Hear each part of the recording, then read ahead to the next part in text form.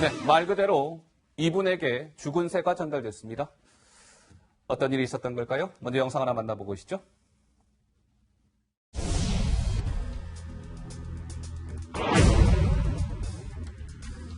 우리 의원실 여성 보좌진들이 너무 충격을 받아가지고요. 네, 죽은 새도 들어있었다면서요? 씨가 오히려 미안했어요. 예. 경찰들과 감식반까지 이렇게 왔던데 이 사건을 과연 개인 일탈로 볼 수 있는 것이냐? 저는 그것이 아니라고 봅니다. 저열한 정치 행태에서 이러한 일까지도 벌어지고 있다. 한국 사회와 의회주의에 대한 중대한 위협이라고 말씀하셨습니다. 특히 국민이 선출한 국회의원을 협박하는 것은 국민에 대한 도전 행위로 용납할 수 없는 일이라고 강조하셨습니다. 저렇게 괴소표를 누군가 전달해도 그 범인을 추적하기가 쉽지 않다는 거죠. 이번 윤수아 정의당 원내대표 이 발신지도 추적해보니까 결국 가짜 주소로 들어갔다는 거 아니겠습니까? 지금 윤수아 원내대표 얘기는 좀 구분해서 얘기할 필요가 있어요. 예. 왜냐하면 개인의 문제냐 아니면 일종의 배후가 있는 조직적 행위냐, 어허. 범죄단체의 문제냐. 네. 이건 그야말로 팩트의 문제고 수사의 문제겠죠. 해봐야 아는 거예요. 네. 근데 우리나라에 아마 저런 것을 하는 범죄단체가 있다고 상상하기는 조금 쉽지 않을 거라고 저는 봅니다. 네. 근데 아마 윤수아 대표가 얘기한 것은 그럼 저게 개인의 해프닝의 문제냐 아니면 사회적 정치적 배경과 원인이 있는 필연성의 문제냐라는 문제를 제기했다고 봅니다. 예. 그러니까 만약에 정치권에서 사실상 정치 테러가 본질인데 정치 테러를 용인하거나 방조하거나 그냥 방관하는 것처럼 비춰지는 행태가 있다면 그건 지적할 수 있죠. 네. 현재 정상적인 수준에 있는 주요 정당 가운데 우리가 정치 테러의 본질을 용인할 수 있다라고 해서 지금 윤수아 대표가 지적했다면 예. 가령 이런 거겠죠. 5.18은 학살 아닙니까? 군사 쿠데타에 대한. 그럼 그거에 대해서는 철저하게 단죄해야 되는 거 아닙니까? 근데 5.18 문제에 대해서 막말을 한다. 그리고 그에 대해서 당내에서 그런 말을 하는 사람은 징계를 하라고 한다. 근데 자유한국당이 안 한다. 또는 야, 이걸 징계해야 되는지 안 해야 되는지 모르겠다. 또는 심지어 막말의 기준이 뭔지 모르겠다. 황교안 대표가 그렇게 얘기한다. 네. 이건 문제 아니냐라고 지적할 수 있는 거죠. 지금 하태경 의원이 좌우가 단결해야 된다고 하는데 네. 저는 아니라고 봐요. 어허. 왜냐하면 저 문제는 좌우가 단결할 문제가 아니라 정상과 비정상을 갈라야 되는 문제입니다. 정상과 비정상의 문제다. 지금 5.18 막말 같은 경우는 자유한국당에서 막말 나오는 거에 대해서 여기 이준석 최고위원 계시지만 바른미래당에서도 비판했잖아요. 자유한국당을. 그렇기 때문에 저것은 좌우의 문제가 아니라 예. 정상적인 정치를 적어도 우리가 하면서 막말은 정치 테러를 암묵적으로라도 조장할 수 있는 막말은 완전하게 근절하는 것이 예. 저런 문제에 대한 정치 사회적인 근본을 막을 수 있는 거 아니냐. 예. 저는 아마 그 문제를 지적했다고 보고 예. 현실적으로 한국 사회에서 범죄단체로서 저런 어떤 배후가 있다고 기대하기 쉽지 않고 예. 없기를 전 바랍니다. 그리고 앞으로 예. 이제 유권자분들께서 혹시 정치인한테 경각심을 좀 주고 싶으시면은 칼보다 다른 거 보내줄 수 있습니다. 저는 제가 선거 사무실에 갑자기 어떤 분이 문재인 대통령 저서를 보내주셔가지고 아, 이준석 의원. 되게 당황스러웠던 적이 있었는데 아니, 좀 그렇게 위트가 있게 하면 좋죠. 받고 나서 무슨 의미인가 하고 고민했었습니다 그때. 그러니까 문재인 대통령 너무 비판하지 마세요. 뭐 그런 의미를 전달하고 싶었던 것인데 저도 유쾌하게 웃어 넘기면서 이렇게 생각하는 분도 있구나 이렇게 할 수 있었으니까요. 재밌는 경험이었습니다. 예, 알겠습니다. 그 예.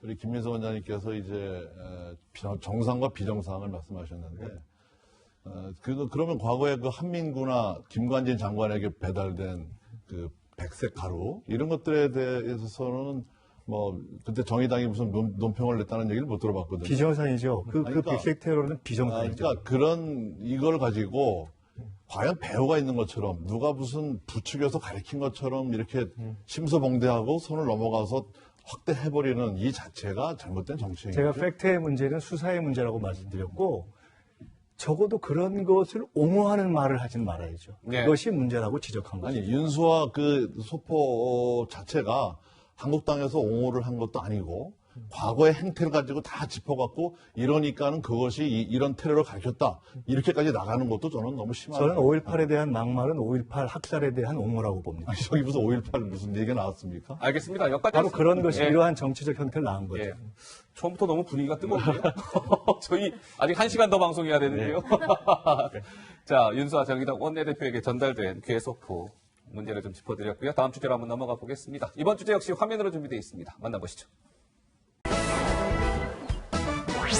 자, 말도 많고 탈도 많았던 목선 발표가 어제 있었죠. 그런데 또 좀 뒷말을 낳고 있는 것 같고요. 또 다른 논란이 이어지고 있는 것 같습니다. 자, 어제 정보청사에서 합동조사 결과가 발표가 됐죠. 자, 먼저 영상 하나 준비되어 있습니다. 만나보시죠. 북한 소형 선박 한 척이 삼척항 인근에서 발견된 경위를 조사하였습니다. 대북 군사상 통상적으로 쓰는 용어인 삼척항 인근으로 발견 자용수를 표현하였습니다. 그것을 축소나 은폐하기 위해서 구체적으로 그 지점을 일부러 명시하지 않은 것은 아니었습니다.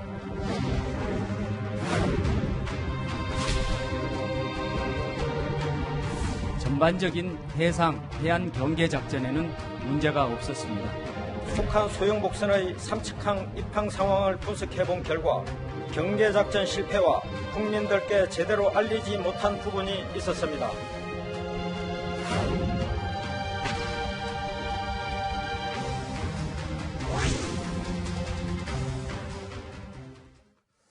유관기관에 청와대가 포함이 되어 있는지는 확인을 어저께 안 해주셔가지고 유관기관과 협의를 했다라는 그 수준에서 말씀드렸습니다. 청와대가 포함이 되어 있는지는 확인이 안 되나요?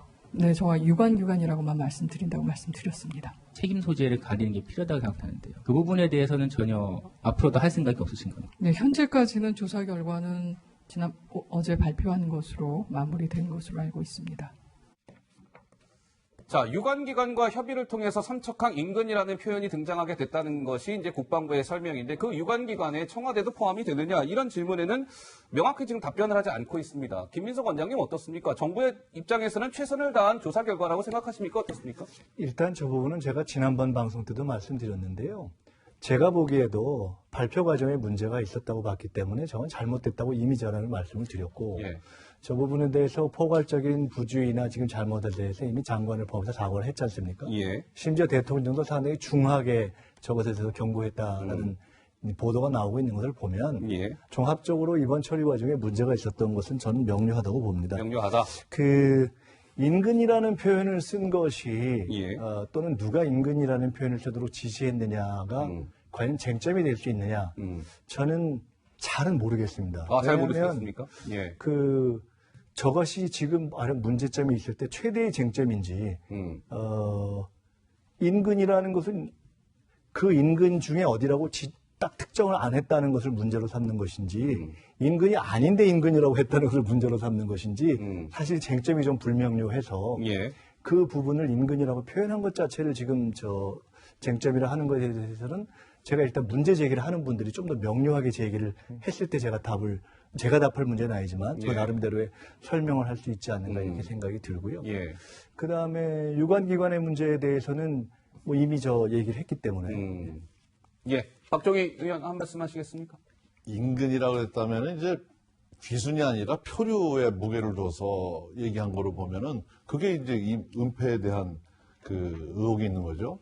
저는 이 사건이 남북미의 그 판문각에서의 정상회담 때문에 분위기상 북한에서 귀순을 했다는 것이 회담에 나쁜 영향을 미칠까 하고 그랬다면은 차라리 기자들에게 언론에게 엠바고를 걸고 이런 문제가 있는데 우리가 좀 조사를 좀 깊이 해봐야 되겠다 이렇게 얘기했어야 되는데 작은 거짓말이 큰 거짓말을 낳고 그리고 뭘 덮으려 하다 보니까 국민들로부터 은폐욕을 낳는 것이고 국방부 장관도 최초의 발표문만 1분에 걸쳐서 딱 읽고 그냥 나가버리고 질문도 받지 않고 또 이번 최종 조사 보고서도 국방부에서 브리핑을 하지 않고 국무총리실로 옮겨서 브리핑을 하고 이런 것들이 갖가지 많은 문제들이 그 안에 디테일한 게 많이 있습니다만 그래서 군을 못 믿게 되고 또 군을 못 믿게 되다 보니까 또 뭐 다른 군에서의 지금 경계 문제라든가 뭐 여러 가지 인사 문제라든가 군의 어떤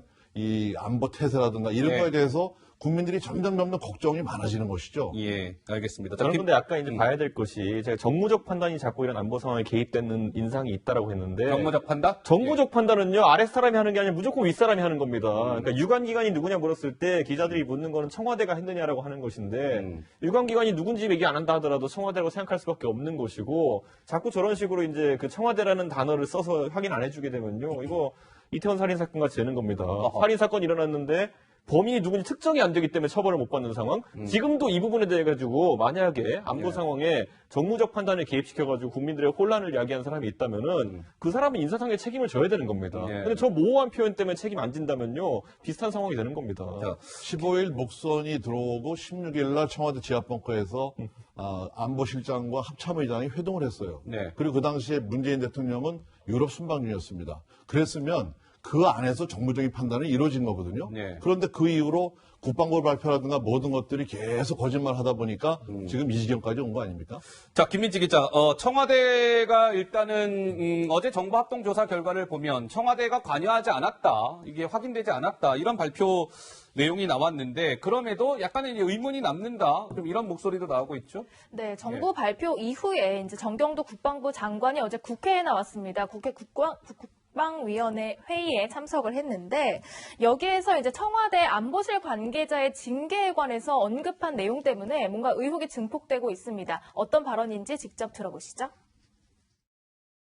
삼척강 인근 표현에 청와대는 관여하지 않았습니다. 구체적으로 청와대에서 그 표현이 적절하다, 적절하지 않다 이런 논의는 그날 전혀 없었습니다. 청와대도 민정수석실에 조사가 있었다. 안보실에 조사를 받았고 징계 조치가 있다. 이렇게 방금 표현하셨는데 제가 잘못 들은 거 아니죠? 맞습니다. 네. 조치가 있다는 것을 말씀을 드리고 세부 내용은 추후에 확인할 수 있도록 그렇게. 장관님, 청와대 안보실에 징계가 고려되고 있다는 것은 굉장히 중요한 대목입니다. 청와대 안보실 관여를 인정하는 부분이기 때문에. 자, 그런데 이제 청와대 조치를 가지고 한번 좀 짚어봐야 될 대목은 청와대는 그동안 이 목선과 관련해서 은폐 축소했다는 그 사실은 사실관계가 틀리다, 그런 사실이 없다라고 얘기를 했는데 어제 알려진 바로는 청와대가 김유근 국가안보실 1차장에 대해서 엄중 경고를 했다는 거예요. 엄중 경고 조치를 내렸다. 그런데 은폐 축소가 사실이 아니고 청와대가 무언가 잘못한 게 없는데 왜 김유근 1차장에 대해서는 엄중 경고를 했을까? 뭔가 이 조치는 앞뒤가 안 맞는 것 아니냐? 이런 일각의 지적도 나옵니다. 이 부분에 대해서 누가 말씀 주시겠습니까?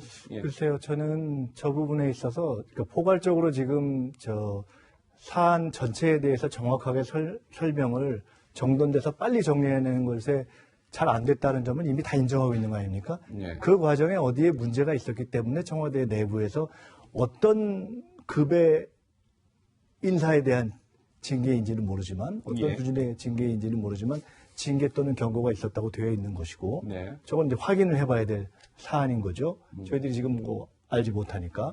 그러니까 그렇게 될 문제라고 보고 여전히 저는 사실은 근데 저게 인근이어서 표현을 해서 문제인지 저는 아까 우리 박 의원님 말씀 드리면서 저걸 표류를 귀순이라고 해서 또는 귀순을 표류지라고 해서 그것을 명료하게 안 해서 문제가 아니냐라고 했으면 차라리 그거를 명료하게 문제 제기하면 되는 거 아닌가 싶어서 조금 더 쟁점이 아직 좀 불명확하다는 생각이 좀 들어요. 예. 그럼 또 한번 발표해야 되겠네. 아니, 그거를 이제 아까 궁금하다고 하셨으니까. 예. 이 김유근 안보실 1차장도 사실 좀 억울하게 징계를 받은 거라고 봐요, 저는. 그런데 더 억울한 사람은 그 23사단장입니다. 휴가 중인데 징계를 받았어요. 네. 물론 그 얘기는 잠시 후에 또 저희가 해볼 거고요. 예. 그래서 지금 보면 이런 것 같아요. 야당에서는 지금 이제 이런 여러 가지 논란과 관련해서 이런 목소리가 터져 나왔습니다. 그 목소리 잠깐 듣고요. 지금 박 의원님이 말씀을 주신 이 부분 한번 또 좀 짚어보도록 하겠습니다. 예, 듣고 오시죠. 북한 동력선 조사 결과에 대해서 어느 국민이 납득하겠습니까? 국민들의 염려와 의혹은 제대로 해소하지 못하고 치졸하게 꼬리만 잘라낸 면피용 조사 결과였습니다. 발표 내용은 한마디로 말장난과 책임 회피로 가득한 국민 우롱이었습니다. 일관성이라도 있어야 하는데 청와대 자체 조사를 통해 국가안보실 1차장을 엄중 경고했다고 하니 지금 청와대와 국방부가 짜고 개그 콘서트를 벌이는 것입니까? 네, 오신환 원내대표는 무슨 개그 콘서트라는 표현까지 썼군요, 김민지 기자. 네, 그렇습니다. 지금 뭐 꼬리 자르기냐, 말장난과 책임 회피냐 이런 야당의 비판이 나오는 이유는 또 군에 대해서도 있습니다. 국방부 책임자에 대한 문책 과정인데요. 일단 정경두 국방부 장관은 사과문을 발표하는 데 그쳤고 또 박한기 합참의장은 경고하는 데 그쳤지만 또 이 사안이 지휘부 윗선의 개입에 대해서 어떤 조사나 이런 것들이 지휘부 조사는 벌어지지 않았다는 점이 지금 문제로 지적되고 있고요. 오히려 문책은요. 일선 지휘관들에게 더 엄중하게 처리했다 이거거든요. 방금 박 의원님께서 잠깐 언급하셨지만 당시 휴가 중이었던 육군 23사단장에게는 징계위원회에 회부되는 조치까지 내려졌는데 어쨌든 더 윗선에 대해서는 조사 없이 끝났다는 점이 문제로 지적되고 있습니다. 그러니까요. 이제 가장 윗선이라고 할 수 있는 정경도 장관은 2차례 사과문을 발표한 것이 어떻게 보면 뭐 정경도 장관이 지금 뭐 징계를 받는다는 소식은 전해지지 않고 있으니까요. 합참의장은 경고의 징계를 받았고 근데 휴가 중인 23사단장은 정말 휴가 중이었는데 어쨌든 징계위원회에 회부가 돼서 이제 징계 절차를 밟게 되겠죠. 이게 꼬리자르기라고 할 수 있는 겁니까? 어떻습니까? 평소에 그러니까 경제 시스템을 잘 관리하지 못한 죄라는 걸 적용한다고 했을 때는 사실 억울한 부분이 있을 것인 게 23사단 같은 경우에는 그 당시에 지휘하는 지휘관이 아니지 않았습니까? 휴가 중이었기 때문에 저는 그래서 그 운용에 대한 부분에 책임을 진다는 거는 상당히 무리하다 이렇게 판단하고요. 아까 장관에 대해 가지고 어떤 조사도 없었다라는 것이 네, 장관은 사실상 그야말로 이제 정치적인 책임을 지는 자리입니다. 이런 사건에 있어서. 그리고 실제로 과거에 김관진 장관 같은 경우에도 이런 일이 있을 때 모든 것은 내가 책임지겠다라고 이제 했던 발언들이 있는데 그와 비슷한 자세로 갔으면 모르겠으나 지금 정경두 장관은 일관되게 지금 본인의 그 책임 소지에 대해 가지고 함구하고 있는 것이거든요. 저는 이거는 조사의 대상이 아니라 애초에 책임지겠다는 자세를 보이는 것이 우선 군 지휘부의 자세여야 되지 않나 싶은 생각입니다. 첫날 국방부 장관이 첫 번 그 발표할 때도 거의 유체이탈 화법이었어요. 유체이탈 화법이었어요. 자기는 아무 책임이 없고 밑에 있는 부하들 경계태세에 대한 그 문제들만 지적을 했거든요. 그러면 이것이 정말 청와대와 국방부가 이 조율을 해서 이 귀순인지 뭐 위장 귀순인지 이런 부분에 대해서 명확하게 조사가 폭넓게 이루어지는 이런 국정조사가 이루어져야 된다고 생각을 하고요. 그다음에 국방부 장관도 일정 부분 책임을 져야 되는 이런 문제로 저는 확대할 가능성이 충분히 있다 이렇게 보여집니다. 저는 이렇게 봅니다. 결국은 군은 방어 의무가 있는 거죠. 근데 이번에 목선이 들어온 거 아닙니까? 근데 따지고 보면 공비가 들어오거나 또는 아주 그 군사적인 정말 선박이 들어오거나 이런 건 아니죠. 그렇게 뚫린 건 아니죠. 그러면 지금 사실은 근본적인 의미에서 물론 문제는 있지만 방어 의미의 문제가 있는 측면보다 아마 주로 징계는 또 국민들이 지금 문제를 제기하는 것은 설명 여부에 대한 문제 제기입니다. 한편 방어 의무도 있지만 왜 정확하게 설명 안 하느냐라는 것에 관련해서 저는 지금 책임이 주로 물어졌다고 보고 책임이라는 것도 그런 거 아닙니까? 머리 책임이 있고 몸통 책임이 있고 꼬리 책임이 있는 거 아닙니까? 꼬리가 주로 책임이 있으면 꼬리를 자르는 것이고 머리에 대한 징계를 하는 것이죠. 이번은 저는 전체적으로 볼 때 직접 지휘 라인에 있었던 꼬리에서 몸통 아래로 가는 그 정도 부분에 있었던 책임이 아마 징계로 갔다고 봅니다. 머리에 대해서는 경고를 한 거 아닙니까? 근데 지금 이제 재밌는 것은 장관이 휴가 갔는데 좀 억울하지 않겠냐 이렇게 하셨는데 아마도 사단장이 23사단 그러니까 사단장이 휴가를 갔는데 억울하지 않겠냐 이러셨는데 그 사단장이 실제 일선에서 보고를 해서 처리해야 되는 일선 매뉴얼 작동 체계의 아마 제일 윗선이었겠죠. 근데 그렇기 때문에 그것을 평시에 관리 안 한 책임을 지는 걸 텐데 근데 휴가 갔는데 그거 갖고 책임지라는 건 너무하지 않느냐라고 말씀하신다면 그보다 더 위에 있는 장관한테 책임지라고 하는 거는 말씀이 안 되겠죠. 그러니까 정치적 사과를 한 것이죠. 그러니까 이것은 머리와 몸통과 꼬리는 구분해서 정치적 사과와 행정적 책임은 나눠봐야 된다. 이렇게. 그래서 이제 꼬리에서 솔직히 꼬리도 아니죠. 사실 그 사단장이 높은 자리죠. 근데 거기에 책임을 지라고 했으면은 더 높은 지위에 있는 사람들도 상당한 책임을 져야 된다. 예를 들어 우리 경계 실패를 국방부 장관이 명시적으로 지적했어요. 그럼 우리 예를 들어 삼국지만 본다 하더라도 조조가 말 타고 가다가 여기 농사 짓는 사람들 방해하지 마라. 했다가 자기 말이 뛰어들어가지고 그 보리밭을 짓밟으니까 내 머리카락을 잘라가지고 군대에 돌려 보이잖아요. 그 정도의 추상 같은 영을 세워야지만이 그 아까 말했던 그런 상황에서의 장병들의 주의를 이제 환기시킬 수 있는 건데 네. 저는 이 경계 실패라는 것을 국방장관이 아까 유체이탈법이라고 박 전 의원께서 말씀하셨지만은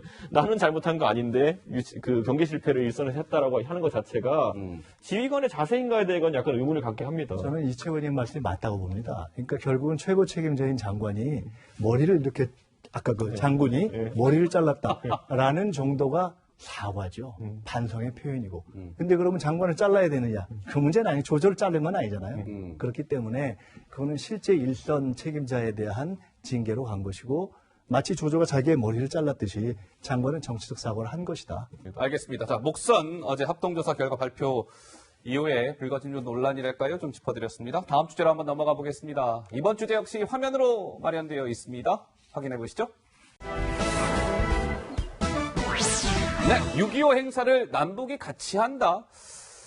자, 먼저 한제 언론 보도가 나오면서 이게 좀 논란이 일었는데요. 먼저 영상 하나 준비되어 있습니다. 만나보고 오시죠.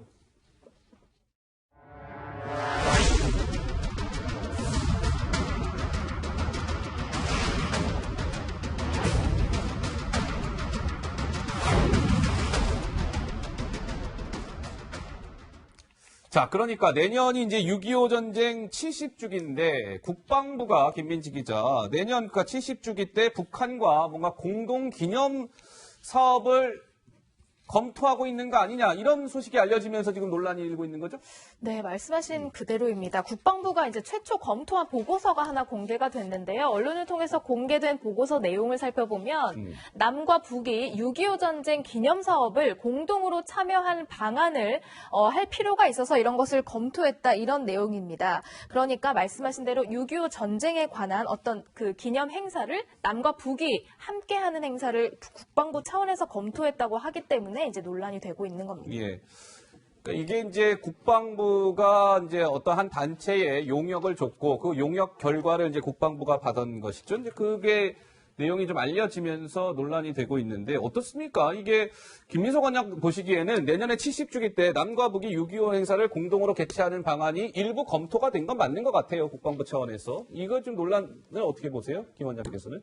일단 저희가 그래도 대채널 A에 정치 데스크에 그리고 다 책임 있는 정당을 일정하게 대변하는 사람들이 나와서 토론하는 것이기 때문에 저는 팩트에 근거해서 토론하는 것이 좋다고 봅니다. 그래서 우선 저는 역으로 저것이 국방부에서 채택한 보고서입니까? 아니면 국방부에서 어디 준 보고서인데 그 중에 뭐 1안, 2안, 3안, 4안 이렇게 나와 있는 것인지 아니면 쭉 정리되어 있는 중에 그 중에 뭐 이런 것들도 검토할 수 있으면 또 언젠가는 검토해야 어떻게 나왔는지를 잘 모르기 때문에 저런 정도의 어떤 내용을 갖고 토론하기는 조금 어렵다고 보고요. 그래서 우선 국방부 자체도 저것이 우리의 공식 입장으로 채택된 것이 아니다. 가령 뭐 우리가 프로그램 하나 만들 때도 외부 기획사에 기획안 주면 뭐 별의별 기획안을 다 가져오는 경우가 있잖아요. 우리가 정치데스크만 해도 그렇기 때문에 그거를 지금 뭐 된 것처럼 전제로 해서 토론할 일은 아니라고 보고요. 그래서 다만 제 개인 의견을 말씀드리면 저는 6.25 전쟁을 공동으로 예를 들어 남북이 하는 문제는 언젠가 우리가 검토해야 될 시점에 올 수 있다고 봅니다. 그러나 올해, 내년, 그 다음에 이런 정도의 상황이 전체적인 한반도 상황이 급진전이 안 된 상황에서 내년의 문제로 검토할 상황은 아니다. 저는 이렇게 봅니다. 그래서 오늘 이제 지금 김민석 원장 말씀대로 이게 좀 논란이니까 국방부가 좀 해명을 했어요. 뭐라고 해명을 했느냐? 이 용역 연구소는 민간 업체에서 제기한 아이디어 차원이다. 아이디어 차원에서 받아놓은 것에 불과하다. 공식 입장은 아니다라고 국방부가 해명을 했는데 이준석 의원 어떻게 보세요? 저는 용역연구소가 그러면 어떻게 언론에 유출되었을까라는 고민을 하게 되면요. 사실 안에서 이제 그 연구소를 열람할 수 있는 권한을 가진 사람들 중에서 상당히 우려스러운 수준으로 이거 받아들였다는 거겠죠. 민간업체에 용역을 준다 하더라도 저희도 당에서 용역 주고 이럴 때 있거든요. 근데 어느 정도의 용역 발주처의 의도가 개입된 용역 제안서가 들어갑니다. 그렇기 때문에 실질적으로 저런 어떤 기획이라는 것이 뭐 공동으로 참여한다는 말 자체가 나온 데 있어가지고 국방부의 의도가 작용했느냐는 또 따져볼 필요가 있는 것이고요. 왜냐하면 지금 아까 말했듯이 국방부는 생각보다 엄격하고 매파적인 입장을 가져야 되는 곳인데 지금 들어가지고 이번 정부에서 굉장히 정치적 판단을 많이 하고 있기 때문에 만약 이 용역도 그런 의도가 섞여서 발주하게 된 것이라면은 사실 우려할 수밖에 없는 상황인 것이고 아까 김민석 원장님 말대로 이제 사실관계를 앞으로 추후 확인해야 되겠지만은 이런 지적을 언론이 함으로써 정부도 이런 것에 대해 경각심을 가질 수 있게 한다는 순기능이 있기 때문에 저는 뭐 저런 부분 지적하는 건 타당하다 봅니다. 예. 박정희 의원. 저는요 이 기사를 접하면서 한참 읽다가 통일부에서 한 줄 알았어요. 아, 통일부에서 한 줄 알았어요. 이게 국방부더라고요. 예. 저 기가 막힌 일이죠. 예. 연구 용역이라는 것은 그 의뢰자의 의도가 다 있는 겁니다. 그 무슨 저 남북 관계에 대해서 좋은 아이디어 있으면 하나 내라 하고 국방부가 발주했을 리도 없고, 예. 자 6.25 전쟁을 기념으로 하는 뭐 아이디어를 한번 내봐라 뭐 이렇게 냈을 리도 없어요.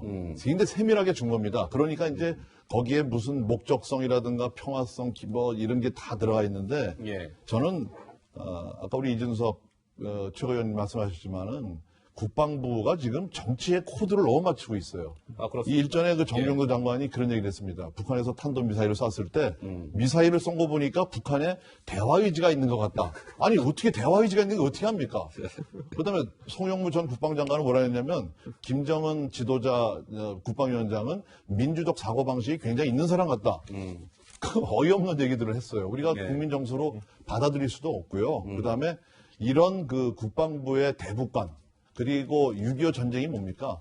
정말 지금도 피눈물 흘리는 동족 상대는 비극인데 사과 한마디 없는 이런 상태에서 앞으로 우리 김민석 원장님도 말씀하셨지만은 5년, 10년 후에 혹은 그 이후에도 정말 국민적인 합의를 모아서 해야 될 이런 행사들을 뭐 30주년 기념식이 내년에 하겠다는 용역 발출한 거니까 이거는 뭐 정신 나간 짓이죠, 한마디로. 제가 한 말씀만 드릴게요.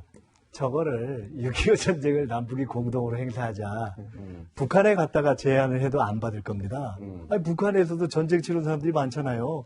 거기는 그것을 전쟁 영웅이라고 하는 사람들이 많잖아요. 그러니까 안 되는 얘기입니다. 그러니까 제가 딱 볼 때는 대략 우리가 추정해 볼 수 있잖아요. 현실적인 감으로. 남북한 군사 공동 프로젝트를 여러 가지 하는 중에 하나 일부 있는 것에 대한 아마 얘기 끝에 달렸을 거예요. 네네. 남북한의 군사 공동 프로젝트는 많죠. 뭐 철도 연결부터 해서 다양한 것이 있는데 그것을 6.25 행사를 공동으로 하자. 그걸 검토해봐라라고 딱 세밀하게 아이디어를 줬으면 절대 보고서가 저렇게 안 나오죠. 그리고 국방부가 그걸 피해갈 수 없습니다. 이미 그 수준이 아니고 우리가 언론도 그렇고 정치권도. 그래서 저거는 그렇지 않은 해프닝 정도에 불과하다.